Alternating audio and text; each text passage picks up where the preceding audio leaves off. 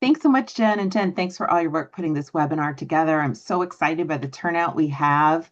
And I'm excited to be in this conversation with you all today. And so we are going to be talking about two reports released today by the Economic Policy Institute and the Roosevelt Institute that should really change the way we are thinking and talking about the minimum wage. So let's meet our panelists. First up is Patrick Oakford, who is the Director of Worker Power and Economic Security at the Roosevelt Institute. And we're going to link his report in the chat. It's titled Federal Employment Standards is the Foundation of Economic Security, Revisiting Minimum Wage, Just Cause, and Tools to Combat Wage Theft. And he is joined by EPI's own senior economist, Ben Zipperer, whose report was also released today, titled Setting High Standards for Federal Minimum Wage, Raising the wage to two-thirds of the national minimum wage would lift pay for nearly 40 million workers. And it's also going to be linked in the chat. And our panel is rounded out by Carly Putnam, the policy director at Oklahoma Policy Institute. And I wanted to just mention Oklahoma Policy Institute is part of EPI's Economic Analysis and Research Network, or EARN, which is a network of almost 60 state-focused research, policy, and advocacy organizations in 43 states and DC. Oklahoma has a ballot initiative to raise the minimum wage coming to a vote this summer. And so Carly can talk about what happens when research and policy uh, join up together. And so we'll link to the Oklahoma Policy Institute and EARN in the chat. And so with that, and a shout out from Dave Cooper, the director of EARN, in the chat. So let's jump right in. Ben, I'm going to ask you first. Can you talk about what the current status of the minimum wage is in this country? Yeah, thanks, Naomi, and thanks for everyone coming. Yeah, the federal minimum wage is not in a good situation. It's completely out of date. Currently, it's about $7.25 per hour. That's a rate that's been frozen now for 17 years. Of course, since that time, since 2009, when it was last increased, the cost of living has increased. So the purchasing power of an hour's worth of work today at the federal minimum wage is 30% lower than what it was in 2009, the last increase. What's kind of incredible is that this is the longest time period in history that the federal minimum wage has not been increased. And so now, adjusted for inflation, the federal minimum wage is at its lowest point in more than 75 years. This is a real travesty for workers in the US, where low pay is a widespread problem, even after relatively rapid wage growth that we saw coming out of the pandemic. So while very few workers now earn the outdated $7.25 per hour, millions of workers are still earning low wages. 14 million workers are paid wages less than $15 per hour. 42 million workers are paid wages less than $20 per hour. And pay rates like those make it extremely difficult in today's economy for those workers and their families to afford a basic standard of living, needlessly exacerbating economic insecurity in this country. Now, the federal minimum wage, though, it wasn't always so stale. It was established in 1938 and raised relatively frequently in its early decades. It didn't cover most occupations at that time because to win the votes of racist Southern Democrats, the original law excluded industries like restaurants and retail where Black workers were concentrated. And the civil rights movement of the 1960s forced that to change, and it won both a much higher minimum wage and additional coverage that reached most of the rest of the economy. Now, that fight produced the modern federal minimum wage, still with important exclusions, but now it covers most wage and salary workers, and it raised the minimum to its highest level in history.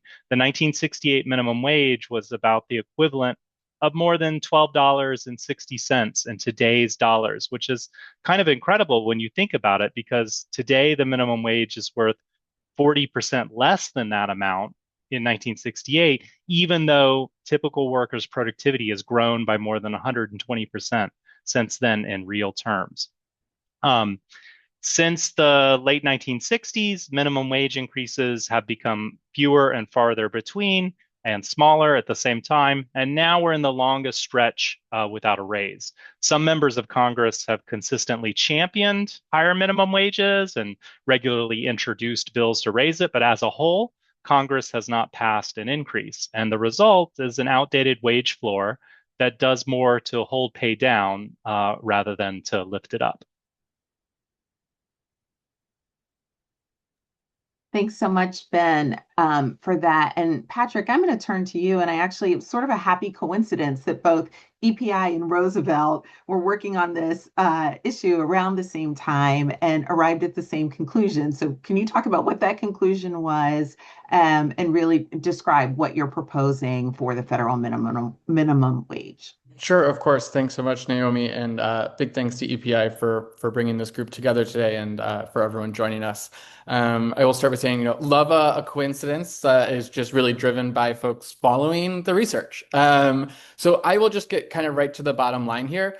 We are proposing setting the federal minimum wage at 2/3 of the national median hourly wages. So this minimum wage level would be for all workers covered by the Fair Labor Standards Act, meaning we would be phasing out sub-minimum wages such as those for tipped workers and workers with disabilities, and then indexing annual increases to median hourly wage growth going forward. So to kind of put this into context, based on existing median wages and projected wage growth, this 2/3 proposal would be about $20 an hour in 2030 and would reach a little more than $25 an hour in 2038.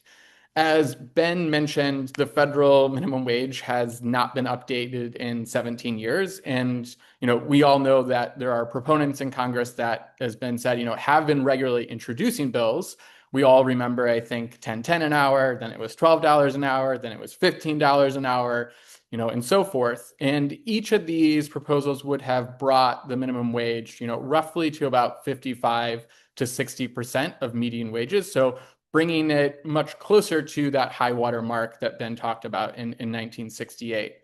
But what I often think about is that I think, as many folks on this call have experienced with minimum wage debates, is that quickly and understandably, these debates become really focused on the specific dollar amount itself, but loses sight of the dollar amount in what year. And so I think it's often difficult when we're designing a minimum wage proposal, particularly in a Congress that is not readily advancing or passing these bills, to really conceive of and understand how a minimum wage proposal would actually play out 5 or 7 years after it's actually passed. So let's, just to take the 2/3 proposal that we have today, if $25 an hour in 2038 sounds high to someone, then consider about what that would be today. So in 2025, a minimum wage set at this 2/3 median hourly wage would be about $17.11.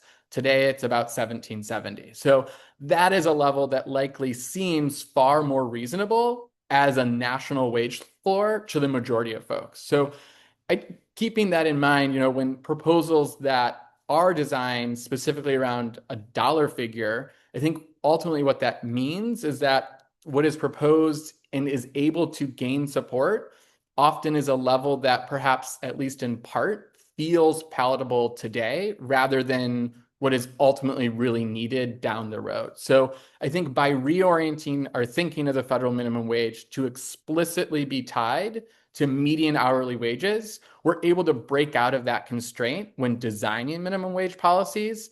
And instead, using this 2/3 median hourly wage target, I think provides a very clear metric that can be used both when we're setting up proposals and writing them, and then also updating them until implementation is actually fully achieved and successful. So I'm really excited to dig into the details of both reports and really kind of understand the impact that this can have on millions of workers in America. Great. Thanks so much, Patrick. And I've seen a bunch of questions coming up in the chat, and I know we got questions, like 100 or so questions from the questions that were submitted in advance, really asking about how did we get at the 2/3. So Ben, I'm going to ask you, why 2/3? Why not a half or 90%? And then can you talk about how it would work? Yeah, that's a great question. Thanks for everybody asking similar sorts of questions. The short answer is that two-thirds of the median wage is kind of the outer limit of the empirical evidence that we have on the minimum wage and employment effects. So if we want to have some confidence about the likely effects of such a policy, we're just less certain about consequences of minimum wages significantly higher than that. What I mean by that is that whenever there's a minimum wage increase, there are, of course, as everyone knows, there's lots of concerns about job loss. Namely, if you raise the minimum wage, employers won't be able to afford to pay their workers the new higher wage rate. They'll stop hiring, they'll cut staff. You end up with a bunch of unemployed low wage workers, the story goes. And so the policy is actually hurting the people you're trying to help in the first place. Okay, so that's the scare story. And the question of whether that is what actually happens in reality, what are the actual employment effects of real world minimum wages? That's actually one of the most well studied topics in economic research. And it turns out most studies find that there are very small to no employment effects. That is, the sky is falling job loss story about the minimum wage is more a hypothetical story and not something that has actually happened in the real world when countries or states or cities have raised their minimum wages. And so, according to the bulk of empirical evidence that we have on the topic, minimum wages raise wages for low wage workers, and they do so at very little to no cost in terms of job losses. Okay, so that evidence base, though, is coming from historical minimum wage increases. We're talking about studies that look at when states or the federal government or city minimum wage increases happened. And economists have compared what's happened in those places to places where the minimum wage didn't change. And some of those minimum wages that were studied were relatively low, and some were relatively high. And what I mean is that when you look at about who a minimum wage might affect, it could affect a smaller number of workers if that new minimum wage isn't very high, or if that state or that city where the minimum wage applies already has relatively high wages, so that when the new minimum wage is instituted, there are already tons of workers well above that new minimum wage, so they don't get much of a wage increase and it only has a small effect on labor costs. Or alternatively, it could be that the new minimum wage is at a relatively high level compared to wages in the given labor market, so that lots of workers are affected and they see relatively large increases in their wages, and it really pushes up total labor costs. So that's why a common thing to do when assessing whether a minimum wage is low or whether it's high is to compare it to the underlying wage distribution.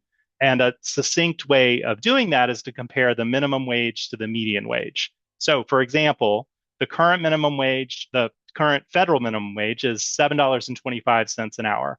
And the median wage today is something like $25 or $26 an hour. So the minimum wage is only about 27, 28% of the median wage. And that reflects the fact that the federal minimum wage now is very low and very few workers are paid that wage. Once you start incorporating other state and local minimum wages, the average minimum wage faced by workers in the US is something like 40 or 45, 50% of the national median wage. That's kind of the average, and there's lots of variation there. And there's also historical variation in those minimum to median wage ratios.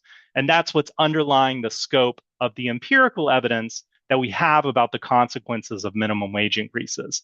And two-thirds of the median wage, 66, 67%, something like that, that's about the outer limit of that evidence base. So minimum wage is much higher than that. While they may end up continuing this trend of unambiguously helping low-wage workers, we just don't have a lot of experience to draw from to form reliable conclusions. So that's why that two-thirds is there.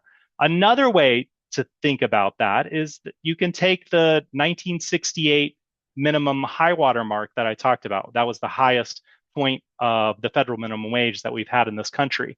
That was about 61% of the median wage at that time. And recent research has found that that policy raised wages with basically no employment consequences, and it also dramatically reduced racial wage gaps. So a two-thirds standard is basically saying, take the 1968 federal minimum wage and go another 10% higher than that. And also, if you look internationally, a lot of countries, for example, in the European Union, actually target about two-thirds of the median wage. For example, the United Kingdom explicitly targets two-thirds of the median wage and has raised and kept their minimum wage at that ratio now for a couple of years. Now, while I say that two-thirds is kind of like the outer limit of the evidence base, I don't mean that there are no studies of even higher minimum wages. It's just that the evidence is like really thin at those levels. And now there are actually several studies of a much higher minimum wage that's been recently instituted, namely the California fast food minimum wage. That's a minimum wage for fast food workers in larger chains in California that went into effect a couple of years ago. And it raised the state minimum wage at that time from $16 an hour to $20 an hour for those fast food workers. Now, that was the equivalent of a minimum wage that was 74% of the median wage. So it's much higher than two-thirds. And studies of that policy have found that the fast food minimum wage substantially raised wages for fast food workers, and the employment consequences of that fast food minimum were relatively small.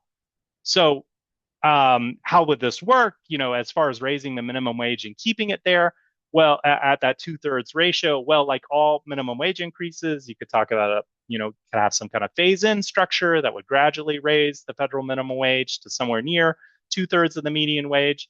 And that would be, like Patrick said, a bit more than $17 today, or about $20 in 5 years.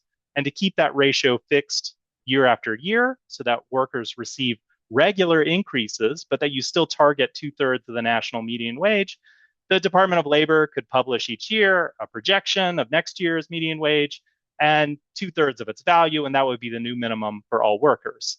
So sometimes automatic increases like that are called indexing or automatic indexing of the minimum wage. There are a lot of questions about that came in ahead of the webinar.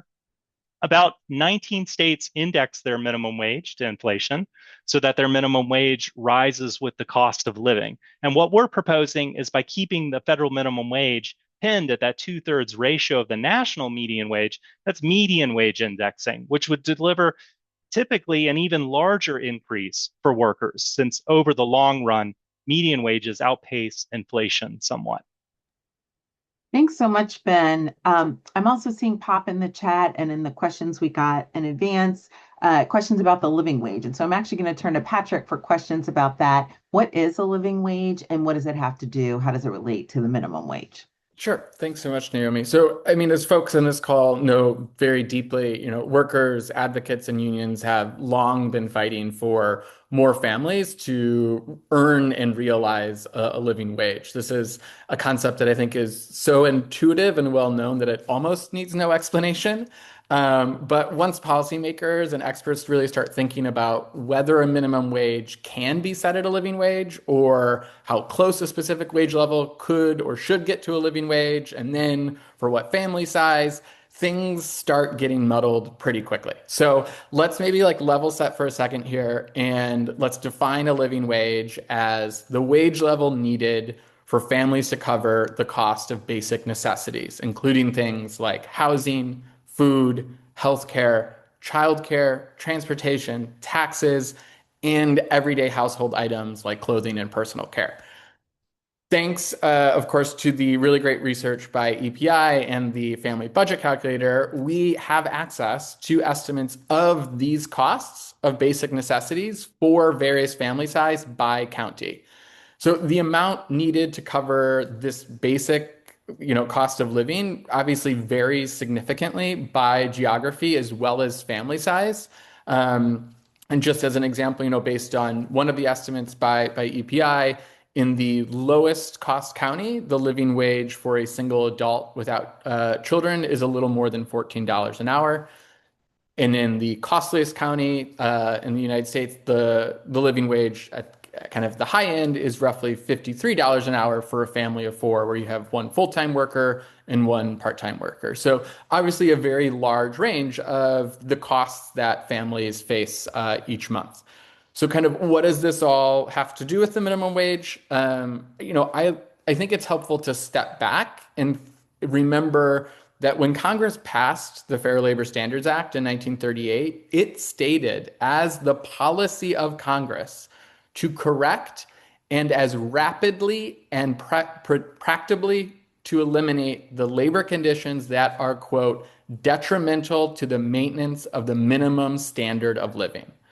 So this is a very clear and ambitious policy goal that was established in 1938, right? The question then becomes, how do you set a national wage floor that can get as far as possible to achieve that full objective? I think the reality is that given that living wage thresholds do vary so much by region and family size, there is not a single federal minimum wage that will ultimately deliver for all workers the living wage that they in fact deserve. But I think a stronger federal minimum wage can put more workers within reach of the living wage that they need. So that would help make those final steps from a federal minimum wage to the living wage less of a leap for them and ultimately more achievable for state legislatures, for workers, unions across the United States to really kind of come in and help close that gap. And I think the 2/3 minimum wage proposal would do just this. So if, to consider this, how this would play out, if the federal minimum wage were set at this 2/3 median hourly wage, then in nearly half of states in the United States, the federal minimum wage would be about 90% or higher of the median living wage in that state for a single adult without children. Importantly, I think that we need to recognize that this 2/3 level isn't overshooting by any means for kind of these lower cost states. So at the most, a 2/3 federal minimum wage would be 3% higher than the living wage for a single adult without children in one state in the United States. And we all know that even in that state, the living wage for larger families is, of course, far higher, right? So this 2/3 level is doing a lot to both get people within reach. We're not overshooting for lower cost states. And even for those higher cost states where their large gaps may still persist, a much stronger federal minimum wage will make it easier for other interventions to kind of bring up those workers at the state and local level to help better achieve their living wage. I'll maybe just end this question by briefly saying that I think it's really important that we don't overstate the impact of the federal minimum wage, in part to make clear that there still is a gap remaining that many workers face that need to be filled for them to realize a living wage. And I think that is where there's so much important work at the state and local level, and from increasing bargaining power and the ability of unions to take a strong, realistic national wage floor and then help secure the living wage as a reality for workers in the United States. Thanks so much, Patrick. And I'm going to pivot from your point about work at the state and local level into a question for Ben about, in the absence of federal action, we know that's very difficult these days. How are states and localities filling in that gap?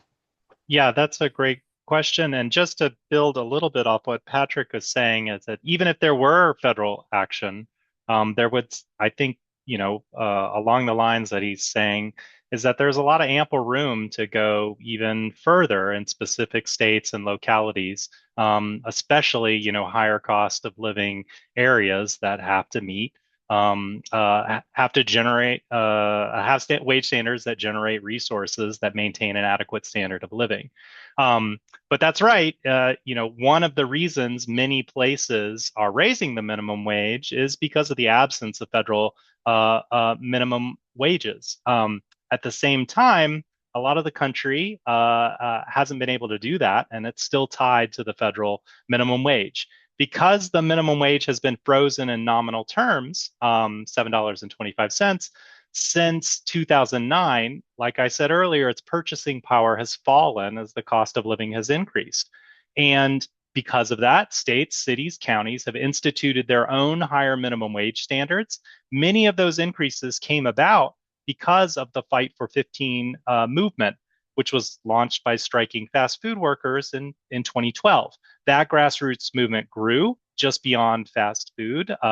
it was focused on fast food initially, but it started including retail workers and other service industry workers who staged walkouts, set up picket lines, and really amplified and communicated, I think, very effectively the widespread and endemic problem of low pay and huge economic inequality in the United States. In 2013, SeaTac, the city that's home to workers of the Seattle Tacoma Airport, won the first $15 minimum wage, and that raised wages for workers there from $15 an hour from $9 an hour. That was the Washington state minimum wage at that time. And that increase inspired more changes and compelled other companies to announce higher voluntary minimum wages, and also really set off a wave of legislation and ballot initiatives that significantly increased minimum wages in parts of the United States. So now, as a result, 30 states, DC, and dozens of cities and counties have minimum wages that are higher than the outdated federal minimum wage. In a couple of years, more than half of the US workforce, that's about 74 million workers, is going to be living in a state with a minimum wage of at least $15 per hour. And that's an incredible accomplishment. At the same time, there are still tens of millions of workers left behind in the 20 or so states that are still tied to the outdated federal floor. Those workers are nearly twice as likely as workers elsewhere to earn less than $15 per hour. And closing that gap and preventing the federal floor from eroding even more requires a national standard that's going to be pegged to a more modern benchmark. In my view, it's really impressive how even conservative leaning states have raised minimum wages. And it's a real testament to the Fight for 15 movement and the popularity of minimum wage increases across party lines. Many of those state increases are due to ballot initiatives that come about because state legislatures refuse to raise the wage. And recently, ballot initiatives in Alaska, Arizona, Florida, Missouri, Nebraska have now put those states on the path to $15 an hour. Carly, I'm really curious, and I know others here are, about the ballot initiative in Oklahoma, your state, to raise its minimum wage to $15 per hour. How did that come about? Yeah, of course. And thank you, Ben, for the question. And delighted to get to participate on this call for my Oklahomans who are watching. That election is coming up very soon. It will be Tuesday, June 16th. Please mark your calendars if you have not. Oklahoma has a long history of good policymaking through ballot measures. Our state constitution says that the ballot initiative is the first power reserved to the people. And I do hope I get to talk more later about the ballot measure as a policymaking tool. But if you cast your mind back to 2024, which feels like years ago because it was, organizers in Oklahoma began signature collection to get a minimum wage increase up to $15 an hour and then linked to inflation. State question on the ballot. And Oklahoma is often touted as a low-cost state, and comparatively it is, but it's also a low-wage state. And like everywhere else, our costs are rising and have been for a while, and wages have not been keeping up. And so that's born really in how Oklahomans, I think, showed up for the signature collection for the ballot measure. The organizers needed about 90,000 signatures to qualify. They turned in 180,000, which nearly double the threshold in July of 2024. And building on that momentum, the organizers' goal was for, I think, the state question to be on the November of 2024 ballot. Instead, our governor chose to put the state question to raise the minimum wage on the ballot for June of 2026. So that's a 700-day lag. It's about 1/3 as long as World War II. And that's an unprecedented amount of time for a state question. And like I said, Oklahoma, we know from state questions, we're not strangers to them. But now, finally, a little less than a month, Oklahomans will get to vote on State Question 832, which will raise Oklahoma's wage incrementally to $15 an hour in 2027 with a $12, then to $13.50 in 2028, and finally $15, 2029, and then tied to inflation thereafter. And when this takes effect, wages will have directly increased for about 200,000 workers, another 119,000 workers who aren't like making minimum but are still underpaid will also see their wages increase. And I think we can thank the Economic Policy Institute for crunching that data for us. So thank you for that, folks. But as you all said, raising the minimum wage isn't a silver bullet. We know from prior state questions on Medicaid expansion where implementation went smoothly, to parts of a criminal justice state question where that wasn't fully phased in for, I think, 6 years.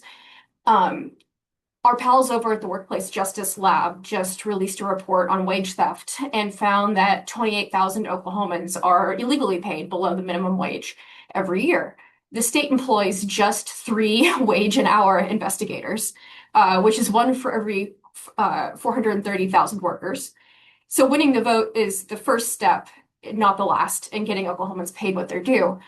And so it's been a long road, but I keep thinking back to Oklahomans I've met at listening sessions that OK Policy does all over the state every summer. A few years ago, I was in a town in southeastern Oklahoma, basically Texas, great sunsets, and it was a population of 20,000 people in an Air Force base. And I heard people in those listening sessions talking about how they felt trapped. That aside from the base, there was nothing around for miles, no opportunity for jobs. And at the big box stores, you know, the ones I'm talking about, could keep wages low because there was nowhere else for folks to work, and they were barely scraping by. Those folks wanted better. I want better for them too. And hopefully we get a chance to show that in just a couple weeks. Very much hope that we're able to get through the ballot initiative better for those workers. And thanks for all your work on that, Carly and Oklahoma Policy Institute. So in ballot campaigns and legislative campaigns, we often hear the business community completely tearing at their hair, talking about how the minimum wage is going to cause job loss and spell death and ruin for every business in the state. And so, Ben, can you explain like why the minimum wage doesn't, why doesn't the minimum wage cause job loss, and how do employers adjust or accommodate when the higher wage standards kick into place? Yeah, absolutely. So there's a great phrase popularized by the economist Aaron Dubay, who's an expert on the minimum wages, to explain why minimum wages don't cause significant job loss. He calls it the 3 Ps. So there's productivity, there's profits, and there's prices. Those are the 3 major mechanisms by which employers accommodate higher wages. So what happens when you raise the minimum wage is obviously you give people wage increases, and because of that, you do make it more expensive for an employer to pay for an hour's worth of work. And as a result, employers do cut back hiring. Now, that's the thing most scare stories are focused on, and it does happen, but it's really only half the story. So hiring does fall, that's correct, but at the same time, fewer workers leave their job. They're now getting paid better, and it's worth it to them to stick around longer. And those 2 flows, hiring and separations, they're on opposite sides of the employment ledger, and they kind of cancel out so that there's no change in the number of jobs, even if there are big changes in those employment flows. And you have to remember that low-wage employers like restaurants, retail, they face extremely high turnover rates. And it's very costly. Workers are constantly leaving after a short time period so that their workforce is very high churn. And this is a huge cost for those businesses. You have to spend time and money to hire someone, then train them. Then it takes them a while for them to be finally really good at their job. And that chain just keeps getting broken and restarted every time someone leaves at great expense to those businesses. But when minimum wages are higher, and fewer workers leave, businesses get to save some on those reduced current turnover costs. And also, they have more experienced workers who are more productive. All of that helps pay for some of the minimum wage increase. So that's the productivity angle. Now, there's also the profits. So it's also the case that businesses have lower profits after a minimum wage increase. More of that money, those profits, gets redistributed to workers instead of to owners. funding part of the new higher labor costs. So that's another margin of adjustment. Businesses don't like that, obviously, but that's another way that they pay for minimum wage increases. Finally, businesses raise prices a bit to accommodate a higher wage bill. And this is sometimes often viewed as a tricky or a real problem with minimum wage increases, but honestly, it's a very exaggerated problem. The main reason those price increases aren't that big of a deal is that the price increases that we're talking about to cover a minimum wage increase, those price increases are often very small. For example, California raised its fast food minimum wage, like I talked about earlier, from $16 an hour to $20 an hour. That's a big increase. And the price increase for fast food as a result of that was only on the order of about 2 or 3%. So we're talking about a 25% minimum wage increase and a 2 or 3% price increase. That's basically the equivalent of raising the price on a hamburger from $6 to maybe $6.15 or so. Why are those price increases so small? Well, they're small because low wage labor costs are really only a small fraction of total operating costs. Take a restaurant, for example. 30% of operating costs in restaurants are labor, but 70% of costs are rent, utilities, food, insurance, and so on. And the fraction of labor costs that go up during a minimum wage increase is even smaller because we're only talking about raising wages for the lowest paid workers. So almost mechanically, the price increase is going to be small. And also, just like we talked about earlier, is that not all of the labor cost increase is funded through prices. It's also funded through savings, through turnover and productivity improvements and reduction in profits. So those are the main channels that businesses use to accommodate higher minimum wages. Thanks so much, Ben. Patrick, we've got time for one last question, and I'm going to pivot to you. You've talked about the fact that a federal minimum wage increase would actually partially protect workers against business practices that do things like suppress earnings and cause other kinds of economic harm. Can you describe some of the other policies that would help? Sure, absolutely. So, I mean, at a really high level, right, I think folks all know that we are in a moment where our economy needs really big, bold policies that would fully and adequately address, persistent income inequality, rising corporate power and concentration that has all really harmed working families. I think the first step, of course, is the foundation of really strong and effective employment standards. Raising the federal minimum wage is a really crucial part of that. But I think the hard truth is that even the federal minimum wage on its own is not enough of an employment standard of creating the foundation that we need to build upon. And particularly, it's not enough to achieve that objective of the Fair Labor Standards Act, which I talked about earlier, which is eliminating the employment conditions that undermine workers' economic security.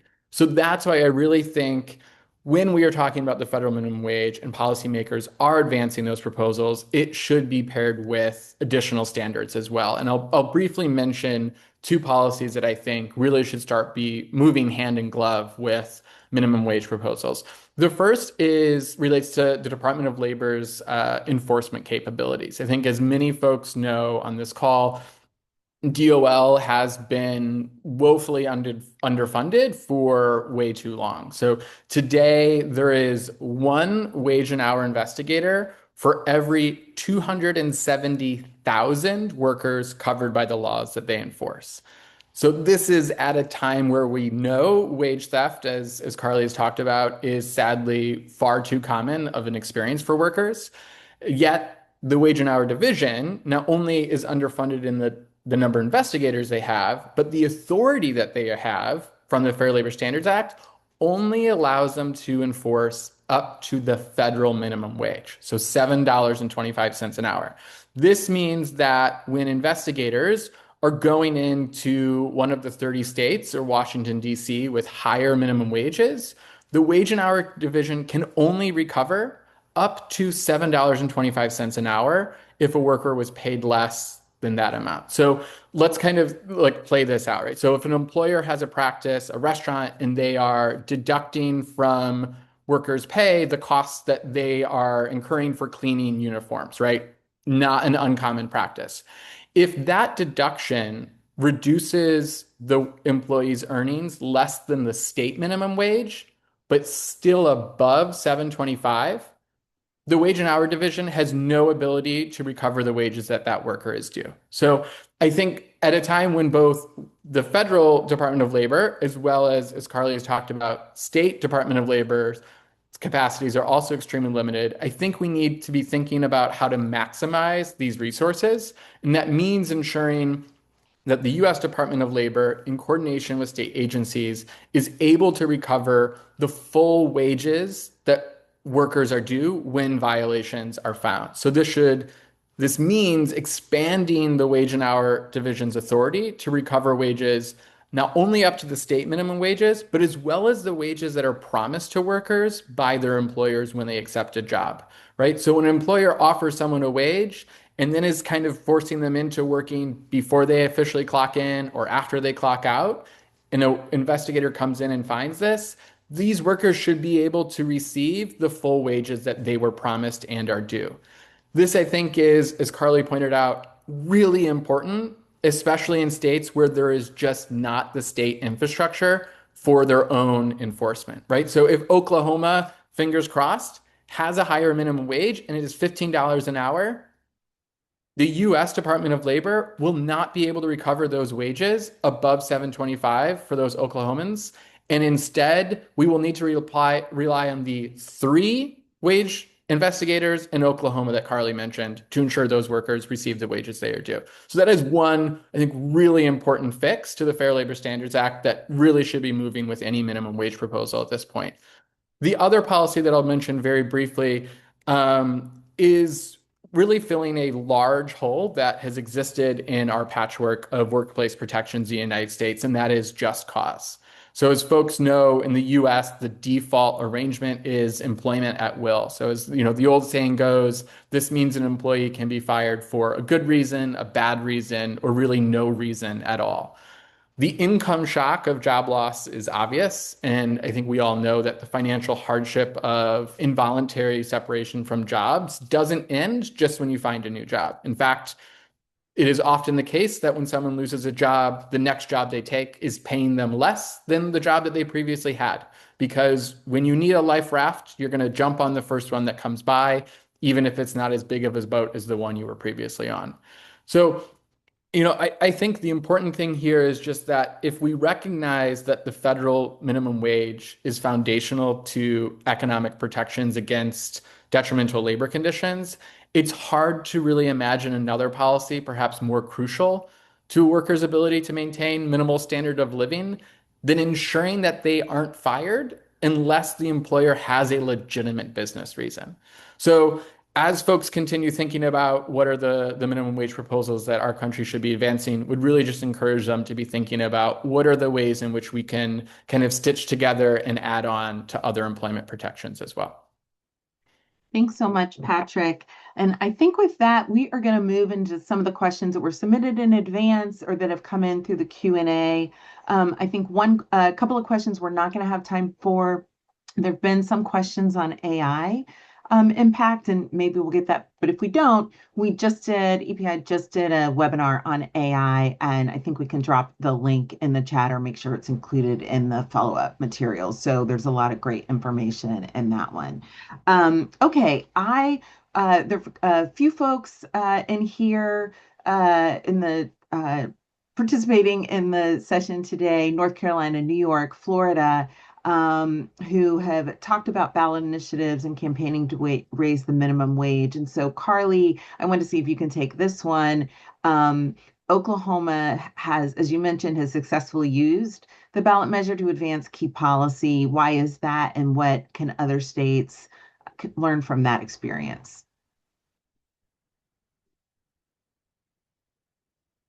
Yeah, of course. I think so. Patrick mentioned earlier the need for big, bold policy in these trying times. And I think a thing that we've also noticed is that when Congress doesn't act, state legislatures do. But when state legislatures don't act, that's when we see citizen-led ballot initiatives acting in place of them. So in state questions are a tool. They are a way of advancing policy. They're morally neutral. But there's a long history of Oklahoma using them for some really good policy. We saw Medicaid expansion pass on the ballot with 57% in 2020. We medical marijuana in 2018, criminal justice reforms in 2016, and all of those were cases where there had been attempts at legislative action, but nothing getting over the finish line. And the constituents of Oklahoma getting, I think, really understandably impatient. So in a way, you can think about citizen-led ballot initiatives as being indications of where the legislature can be out of step with the people that they are representing. So in the absence of legislative action, Oklahomans themselves have chosen to act. However, something that we're seeing, like I said, 2024 was when this measure could have qualified for the ballot.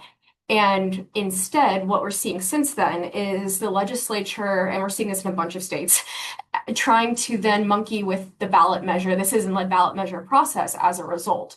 So a bill that we passed last year, unfortunately, S. Bill 1027, would essentially disenfranchise about 90% of Oklahomans from being able to participate in the ballot initiative process.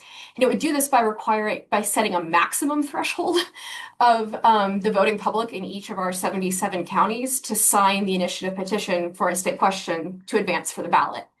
It would also restrict out-of-state funding for state questions, and it would limit who's allowed to collect signatures.